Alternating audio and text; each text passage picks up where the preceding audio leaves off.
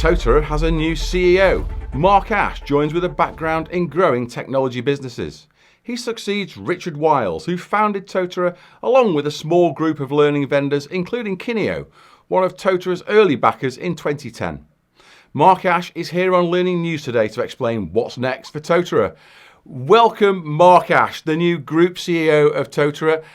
Firstly, Mark, what are the challenges facing workplace learning and talent management in 2022?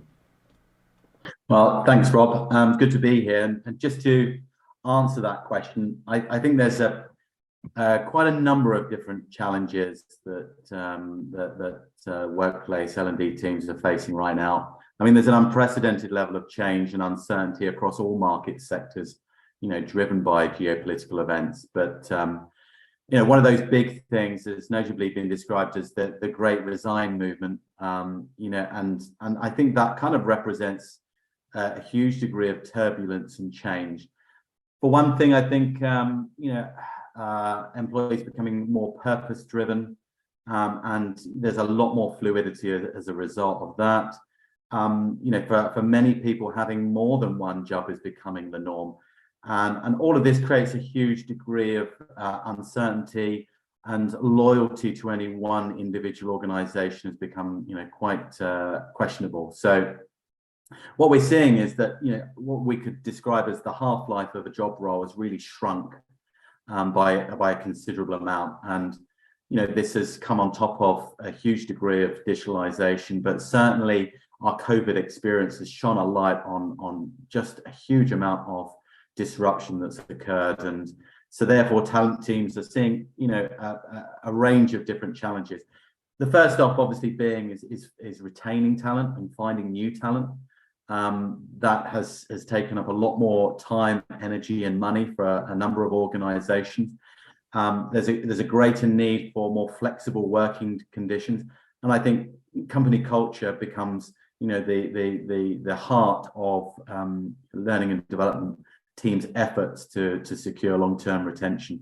And employees are creating a huge amount of expectation around that area. Another area that we're seeing big change is the skill set requirements. Skill sets required of people today, but also in the future, as companies need to adapt to a changing labor market, and new skills are required, following greater pace of digitization. So competition in these areas is absolutely fierce, and I think that's only driving this agenda forward. And the last thing, really, where I think that a big challenge for HR teams is that different challenges for organizations is being driven by silos. So whereas a learning team would be focusing just on purely on learning and development and performance management in another area, there's a big pressure on teams to coordinate those efforts to make sure that that employees are engaged in the right way and for the long term. So yeah, lots of things going on. Recession is coming, and L&D traditionally gets cut in a recession. I can remember 4 recessions. There's the 80s, the 90s, the credit crunch one, and then the short one with the pandemic. And I know that's a little bit different because it was protected by furlough. And I'm just wondering this time, how well prepared do you think L&D is this time around to perhaps better serve business? Do you think with the switch to digital, we're in a slightly stronger place? People's experience, I mean, the whole great COVID experience has really, as I said, shone a lens on how agile businesses need to be to weather future storms. And those companies that were agile to change their business model or to change how they service customers were the ones that really came out much stronger as a result. And I think that what that's told us is that we need to be storm-proof, and in order to do that, you need to take learning and development really seriously. And it's too expensive in some areas to fight in the global bun fight over good people. That's not a scalable solution. So companies are really taking learning and development much more seriously, because it's future-proofing the business against future risk. Typically in the past, when a recession came, it may have been orientated around economic factors associated with manufacturing output or production output in a certain way. Digitization drives much greater efficiency, much greater mobility for an organization, allows them to compete and adapt on a global basis much better than peers that aren't. So learning and development is the catalyst behind us being able to better adapt in the future. And I think that companies are taking it more seriously as a result. A look across your career history reveals experience in digital marketing, data, cloud services, web publishing, and most recently marketing automation and e-commerce. Many of these are seen as high priorities in this sector, learning and development. What do you see as the challenge facing Totara? What have you been recruited to achieve? Well, I think, just reflecting on that background, a lot of the priorities and a lot of the benefits that you see from automation that has been a key driver of success in the marketing space apply equally to learning and development. But really, my challenge at Totara is taking the company on the next stage of its growth. I'm very conscious of following in the wake of such a pioneer in this space from Richard, and building on the success that he has managed to achieve with Totara.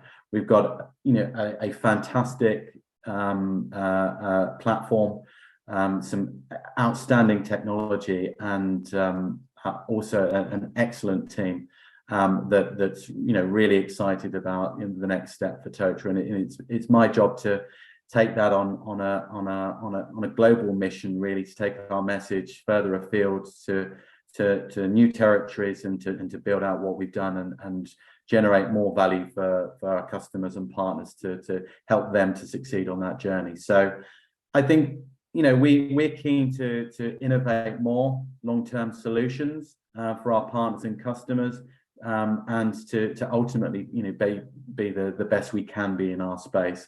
Part of that is also educating the market on the benefits of using technology to transform their organization, right? As I mentioned before, those companies that put learning and development at the heart of their strategy will come out of any future recession or any period of change much stronger as a result. And it's up to us to bring that message to the market and educate the market on how they can use that technology to transform their organization. So we have one of the most customizable, the most scalable platform in the marketplace to help complex organizations navigate these challenges. So we are keen to make sure that we're delivering that message effectively in the future. Thank you. And you talked a little there about the growth and your partner network, and of course Totara's customer facing services are all done by your partner network.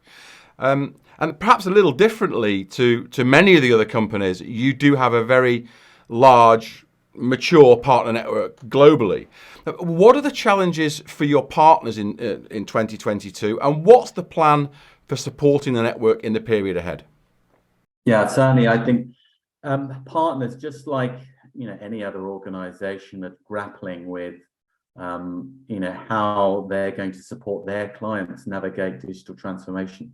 I mean, they're at the forefront of a transformation experience ultimately. And I think this is expanding beyond just creating a scalable and agile learning and development framework to cater for more people-orientated topics, whether they're performance management, whether it's staff engagement. All three of those big areas are all interlinked and codependent on each other, because the employee today is really looking for companies to have that at the heart of their engagement, their employee engagement strategy. And so it's for our partners at the forefront of that to help those businesses in their transformation, and as a result we will be there to support our partners take on that role. develop more insight to support them to deliver best practices in those areas, and ultimately drive more innovation in our platform to support them achieve that aim. So, we've always had probably the most extensive partner network in the world, but we will continue to invest heavily to support those partners in delivering first-class training support. We run a lot of collaborative campaigns to drive insight and to train end users on using our technology to deliver on their aims. But we work heavily with our partners to guide what is our product development strategy. Our partners really keep us aligned to real market demand, and ultimately because our platform is so customizable, it means our partners can really deliver a highly aligned solution for every individual customer with very individual needs. So our partner strategy has always been a key part of our identity and will continue to do so in the future. And yes, I think we will support our partners in new areas of people development, whatever that priority tends to be. It's been a real delight to talk to you today and to find out what's in store at Totara. I've followed Totara for many years. I look forward to continuing to follow your journey. And wish you all the very best as Totara's new CEO. Thanks, Rob. Appreciate it.